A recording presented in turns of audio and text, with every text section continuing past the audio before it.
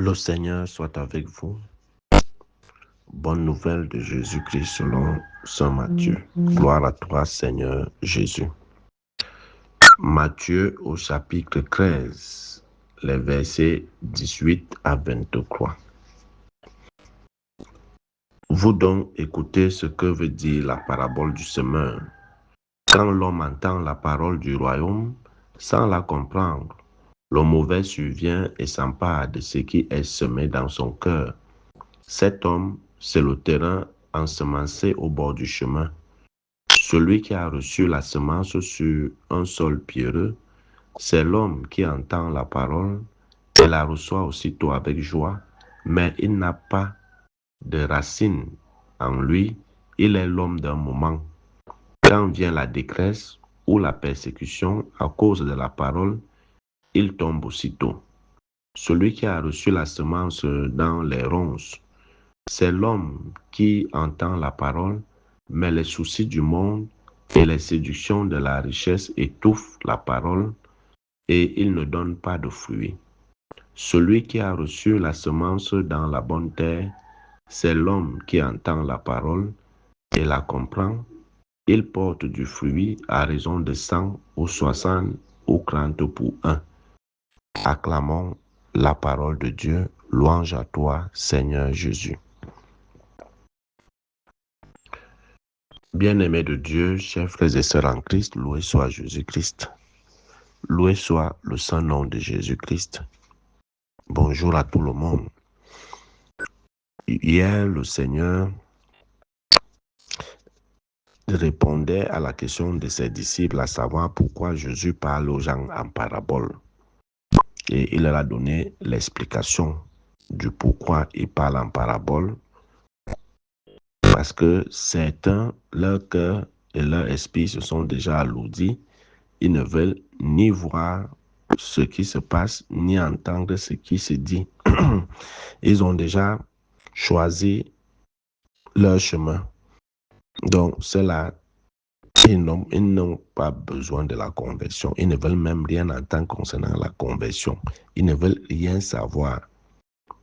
Ils s'obstinent dans le mal qu'ils se sont installés, dans lequel ils se sont installés.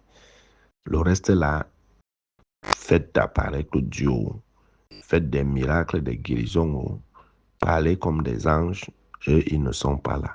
Ils ne veulent plus se convertir. La conversion, ça ne les concerne pas. Alors, le message du salut ne s'adressera pas à tout le monde, même s'il s'adresse à tout le monde. Mais certains, ils ont déjà choisi de ne pas adhérer à ce message de salut. Certains ont déjà choisi qu'ils ne veulent même rien savoir. Alors, les paraboles, Jésus va donc parler en parabole. Et à d'autres, il parlera, il dira des choses clairement, sans ambiguïté, sans que ça soit camouflé. Il va parler ouvertement et clairement. Ce n'est pas que le Seigneur ne veut pas que les gens se convertissent, mais c'est que c'est les gens qui ne veulent pas se laisser ou se faire convertir par les paroles de Dieu. C'est que c'est les gens qui ne veulent pas être bousculés dans leur confort dans lequel ils se sont installés, dans la vie de péché qu'ils considèrent que c'est la bonne vie, un peu comme la vie du poulet qui est acclamée par tout le monde. Alors, si certains, ils ont décidé de s'installer dans la vie du poulet, qu'est-ce que tu vas encore leur dire? Ils vont te dire, laisse-nous tranquille, la vie c'est une fois. Nous, on n'est pas dans vos choses. Alors, quand Jésus parlera donc, il va utiliser donc les paroles, parce que cela, il va les aider à ne pas comprendre, à ne rien voir. Parce qu'ils ont déjà décidé de fermer les yeux, de fermer leur cœur, de boucher les oreilles, de peur de se convertir. De peur de se convertir. C'est pour ça que c'est des gens qui sont déjà installés dans le mal.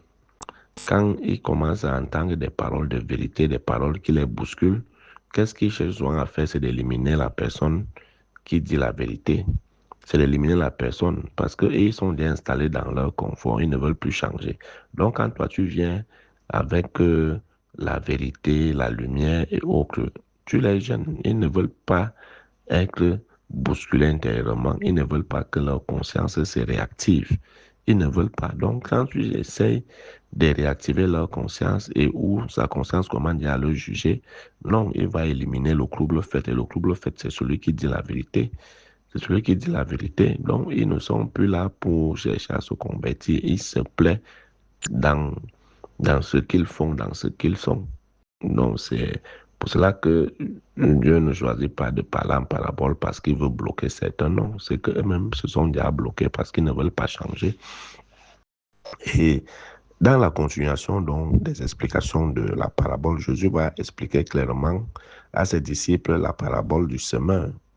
Il va expliquer clairement à ses disciples la parabole du Seigneur. Et nous devons savoir que les différentes terres ici, c'est notre cœur. Et la graine du semeur, c'est la parole de Dieu qui va trouver soit une terre, un cœur accueillant, favorable, soit un cœur stérile, soit un cœur indifférent. Un cœur indifférent. Au bord de la mer, pardon, au bord de la terre, au bord de la route, nous avons les oiseaux qui viennent manger la graine. C'est-à-dire, les gens qui sont tout le temps dans les bruits et qui sont toujours entourés de mauvaises compagnies et autres, qui sont entourés de mauvais conseillers, de mauvais amis, qui les empêchent d'accueillir la parole de Dieu, qui étouffe cette parole. Parce que les oiseaux, quand vous versez le riz, les oiseaux viennent, ils viennent picorer le riz et repartent. Alors, ce mauvais entourage, ces mauvais amis et autres, ces mauvais chemins qu'on prend, nous empêchent d'accueillir la parole de Dieu. Ils viennent là pour picorer tout ce qui peut t'amener à quitter de la mauvaise vie dans laquelle tu es. Ah, mais laisse-nous ça. Toi, tu penses que donc c'est nous les plus grands pécheurs. Toi, tu veux montrer que toi, tu es plus saint que nous, on est des pécheurs. C'est souvent ça la caractéristique des oiseaux qui nous entourent. Hein. Et toujours ça. Tu es dans un groupe de personnes qui boivent, qui fument, toi tu ne bois pas, tu ne fumes pas. Ça devient que toi tu veux montrer quoi, que nous on est des pourris, que nous on est des vendus et tout, et que c'est toi qui es saint et tout. Alors tu vas te retrouver en train de mettre de côté la parole de Dieu, ses commandements et commencer à faire des choses pour faire plaisir à ceux avec qui tu marches. Et c'est souvent ça le danger, donc ce qui fait que la parole de Dieu ne peut pas vraiment être fécond dans ce genre de terre qui est au bord de la route, dans les bruits où il y a toujours des mauvaises suggestions, des mauvais conseils, des mauvaises orientations et autres. Donc c'est ça qui fait la difficulté. C'est ça qui fait la difficulté de ces grains qui tombent au bord de la route. C'est ça dont la difficulté. Donc, le bord de la route, c'est le terrain semencé au bord du chemin. Celui qui a reçu la semence sur un sol, maintenant sur un sol pierreux, c'est l'homme qui entend la parole et la reçoit aussitôt avec joie, mais il n'a pas de racines en lui. Il est l'homme d'un moment. L'homme d'un moment. Tu reçois bien la parole, mais elle ne peut pas s'enraciner. Tu es l'homme d'un moment. Quand viennent les épreuves, les difficultés, les persécutions, les oppressions, le chômage et tout ce qui va avec, paf, tu abandonnes la foi. Tu abandonnes la foi. Tu pars ailleurs. C'est des gens qui ne supportent pas. Donc la foi est saisonnière. Quand tout va bien, il est là. Mais quand les moments difficiles arrivent, il abandonne, il cherche un autre chemin. Il cherche les raccourcis et tout ce qui va avec. Donc c'est ça. Les ronces, celui qui reçoit la prière par la parole de Dieu dans les ronces. Les ronces ici étouffent. Les ronces étouffent, c'est les soucis, les problèmes financiers, les problèmes familiaux, les problèmes de stérilité, d'accouchement, de mariage, de voyage et beaucoup d'autres choses, le chômage et tout ce qui va avec. Voilà les choses qui étouffent la parole de Dieu, qui empêchent la parole de Dieu de prendre forme, de s'enraciner et qui nous empêchent même d'avoir la foi. Parce que malgré les épreuves et autres, mais ceux qui arrivent à tenir, c'est ceux-là qui ont acquis la parole de Dieu et qui l'accueillent dans la foi et qui savent que la parole de Dieu ne peut pas retourner sans avoir fécondé. Ils ne vont pas abandonner. Mais les ronces ici, c'est tout ce qui nous étouffe, tout ce qui nous empêche d'être liés au Seigneur. D'être liés au Seigneur. Et autre, tu es étouffé par les soucis, tu ne dors pas, tu passes les nuits blanches à pleurer et tout et tout.